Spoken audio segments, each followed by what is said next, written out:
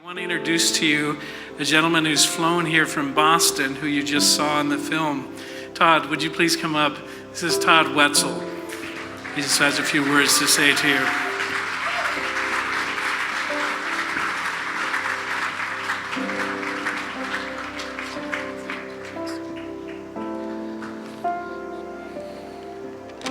Good evening.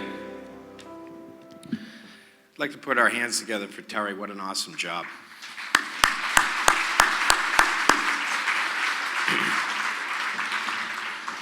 To my good friend Kate, who sits to my left, distinguished guests and friends of Life Chronicles, thanks for inviting me tonight to share a few words in my story on behalf of my late wife, Courtney, and my children.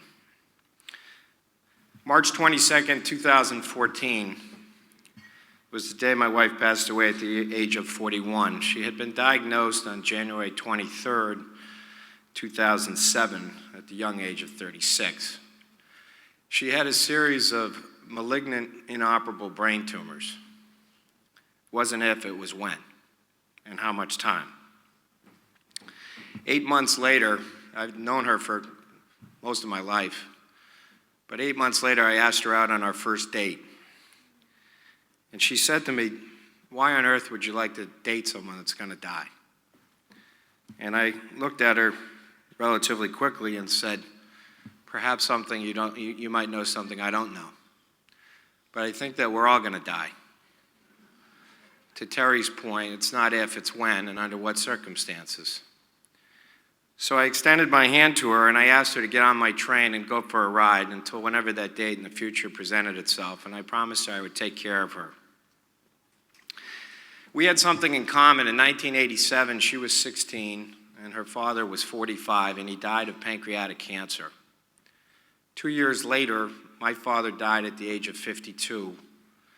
I was 22, and he had had a massive heart attack on the 4th of July.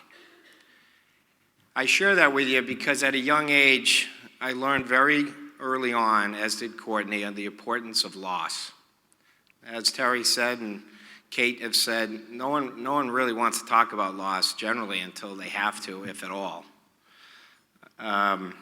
And Courtney and I had a different perspective on that. And what we wanted to understand is what mattered in life each and every day. Her father obviously left not soon enough, and my father left too soon. One was expected and one was unexpected. So my challenge came as Courtney's decline set in late 2011. The last 3 months of her life, in the first quarter of 2012, I took off from work to help her get to her next journey. And I remember one day when I was traveling to work and I banged a U-turn and said, "I'm not going back to work. I'm going to spend this time with her, this time that matters." And we had a conversation, as we did every day, this one in the shower. And I talked to her. She was a clever girl. You heard the wit in her voice with her son, Max, my stepson. The power of video and voice is just immeasurable, but that was all Courtney right there. She had a good sense of humor right till the end. And in essence, I had to determine how to get this Life Chronicle thing in front of her. For 2 years, she wouldn't let me take a photo of her. Most of you that have experienced loss with someone that has cancer understand what that's like. She felt not so much beautiful, and I tried to reassure her that she was beautiful inside and out, but she didn't want to be in any pictures. So I chatted with her in the shower, and I said, "Honey, you told me in the 16 years that your dad knew you, he taught you more than most kids in a lifetime. You remembered him. How would you like to have more photos of him?" And she looked at me and said, "Of course, I'd love to have more photos. Anyone in this room that's experienced loss would love more and more photos of those that they've lost. It's a commonality." I said, "How about his voice on a recording, like, tape recording of sorts, maybe a voice machine?" She said, "I'd absolutely kill for that." And then she said, "Todd, where are you going with this?" And I looked at her and I said, "Listen, we've got a company coming out, some very nice people from Santa Barbara. With your blessing, we'll greet them at our door on Friday, and they'll move into our house for the weekend.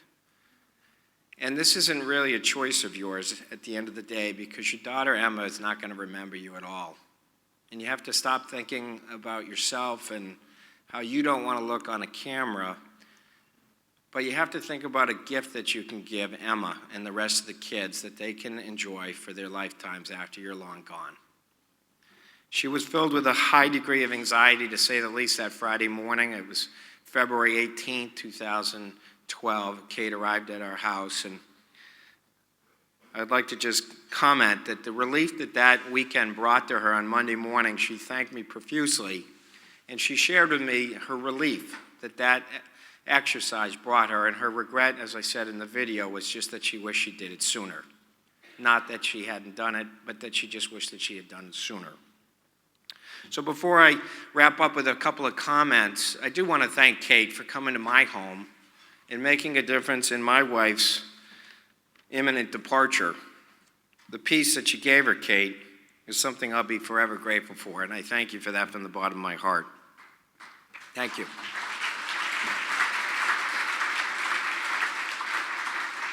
You know, most of us buy insurance for our cars. You know, we drive around, we hope we don't slam into someone, but we buy insurance for that unthinkable, possibility. We buy insurance should we have a fire and we have to replace our homes. That might happen. We're sure that we're going to die, as Terry said.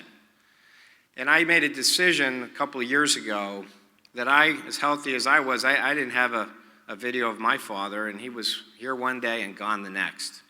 And boy, would I love to have that video, to hear him speak to me directly.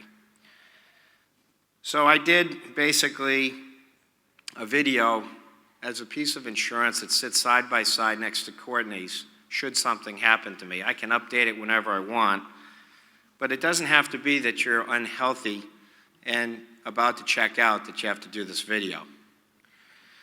So keep that in mind. The importance of what work Kate and all of her volunteers do. The video mentioned a few numbers, and before I hand it back to Rod, I just wanted to mention 18 years she's been doing this. I mean, just simply remarkable.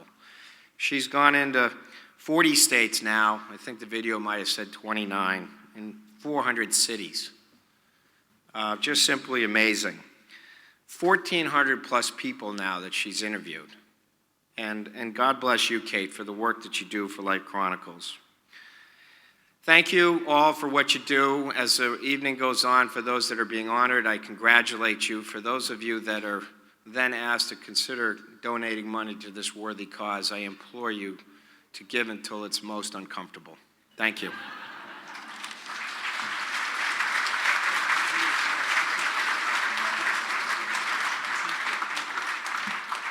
Thank you, Todd. I couldn't have said it better. And I won't repeat because you took most of my notes, but it was brilliantly done, and we appreciate you coming all the way out from Boston.